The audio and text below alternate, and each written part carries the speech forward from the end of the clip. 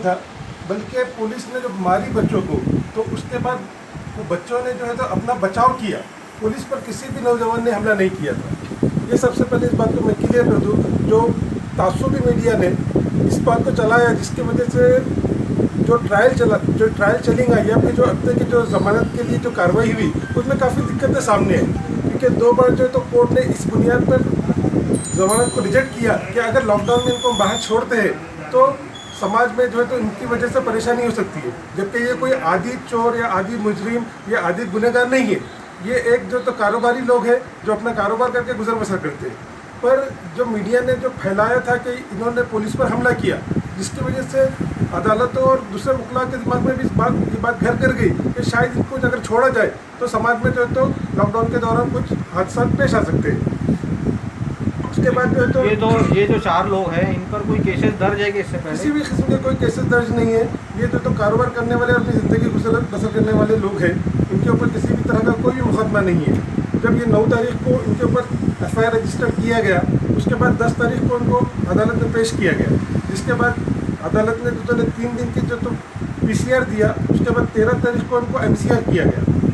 उसके बाद हमने रेगुलर बेल के लिए पिटीशन दाखिल की, जिसमें 22 अप्रैल को कोर्ट ने जो तो इनकी ज़मानत मुस्तरद कर दी। उसके बाद फिर चार्जशीट दाखिल हुई। चार्जशीट दाखिल होने के बाद हमने वापस से जो है तो इनकी ज़मानत अर्जी दाखिल की, जिसमें जो तो 30 मई को अदालत ने दोबारा इनकी जो तो ज़मानत अर्जी को खारिज कर दिया और ये रीज़न बताया कि अगर इनको हम बाहर छोड़ते हैं तो लॉकडाउन का ये उल्लंघन करेंगे। उसके बाद जो है तो हमने हाई कोर्ट से रुजू हुए और हाई कोर्ट में जो है तो बेल पिटीशन दाखिल की, जिसमें जो है तो 25 तारीख को अदालत हाई कोर्ट ने जो है इन्हें बेल दी। उसके बाद रेगुलर बेल नीचे सेशन कोर्ट में लेना पड़ता है, वो ली गई और 29 तारीख को चारों को जो है तो हरसुल जेल से रिहाई मिली। मशहूर वकील जो है घानेकर जी, इनका रोल क्या रहा इस केस में? घानेकर साहब के जो है तो पैरवी में जो है हमारी जमीयत उलमा की जो टीम है, इसने काम किया और इनकी रहबरी और इनके साथ के साथ जो है तो ये बेल पिटीशन दाखिल की गई और दोनों बेल पिटीशन जो तो नीचे की कोर्ट में भी और हाई कोर्ट में भी। इसके बाद जो है तो इनको जो तो हाई कोर्ट से बेल मिली है। घानेकर साहब ने जो तो बेल और जो है तो हमारे साथ जो तो काम किया है और काफ़ी जो तो आर्गूमेंट किया, अदालत के सामने इस बात को मनवाया कि ये बेगुनाह है और पुलिस ने जो है तो इनको जबरन जो है इनके ऊपर गुनाह दाखिल किया है। अल्हम्दुलिल्लाह, जो 9 अप्रैल को कुछ हमारे नौजवानों का एक हादसा हुआ था दिल्ली गेट के पास में, पुलिस से मुठभेड़ हो गया था उनका आपस में। तो उस मामलात में आज जमीयत उलमा को अल्हम्दुलिल्लाह उन लोगों की ज़मानत की कामयाबी हासिल हुई है। इसके अंदर जो शेख फ़ारूक साहब थे, ये शेख शाहरुख है, शेख फ़ारूक है, समीर शेख है, सलीम शेख है और शेख शहज़ेब है। ये चारों के ऊपर कानून का जो मसला हुआ था उसके अंदर जमीयत उलमा ने पैरवी की और जमीयत उलमा की टीम ने पैरवी की। इसके अंदर इनके ऊपर सेक्शन जो लगाए गए थे 353, 332, 143, 149 और 188, 504, 506 और इनके व्हीकल केस में 128 एंड 184 इस तरह के सेक्शन लगाए गए थे, जिसकी वजह से इन लोगों की ज़मीन इसके लिए जमीयत उलमा शहर औरंगाबाद की जानिब से सेशन कोर्ट से हम लोग हाई कोर्ट में अप्रोच हुए ज़मीन के लिए और अल्हम्दुलिल्लाह हाई कोर्ट ने इन लोगों को ज़मीन दी है।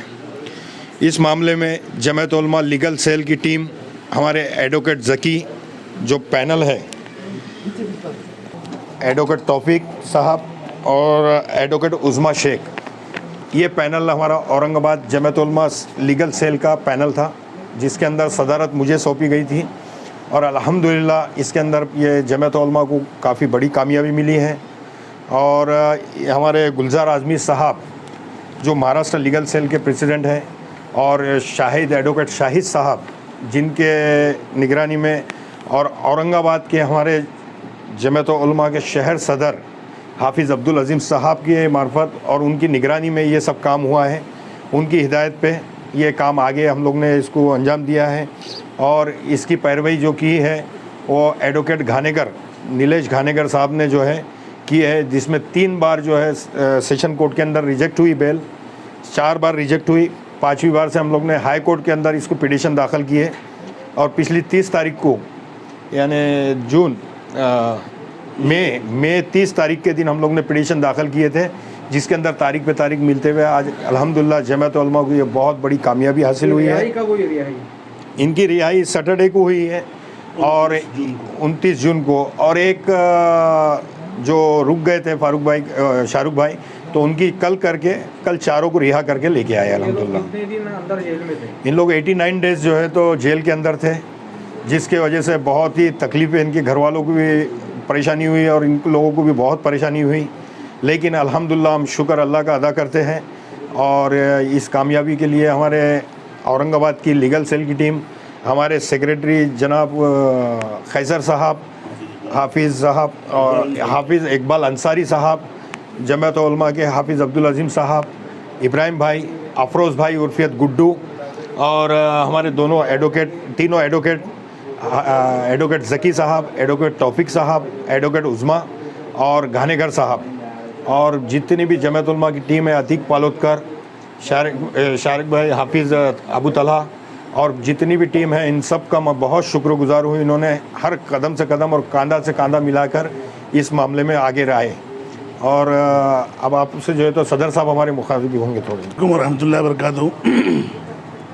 आज 30 जून बरोज़ पीर जमीयत उलमा दफ्तर रोशन गेट जमीयत उलमा अरशद मदनी शहर औरंगाबाद में छोटी सी मीटिंग मुनाकिद हुई।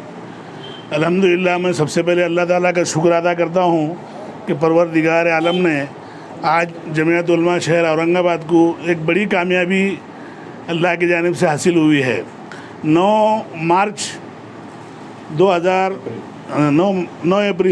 अप्रैल को जो है 9 मार्च को 9 है अन्ना भाऊ साढ़े चौक के ऊपर कलेक्टर ऑफिस औरंगाबाद में पुलिस के साथ में चंद बच्चों की जो है हमारे ये शारिक साहब, फारूक साहब और समीर भाई, इन लोगों के साथ में मामूली बात को लेकर झड़प हुई थी, जिसमें इन बच्चों के जानिब से भी थोड़ी सी गलती हुई, लेकिन पुलिस की जानिब से ज़्यादती हुई और इंतहाई ज़्यादती हुई।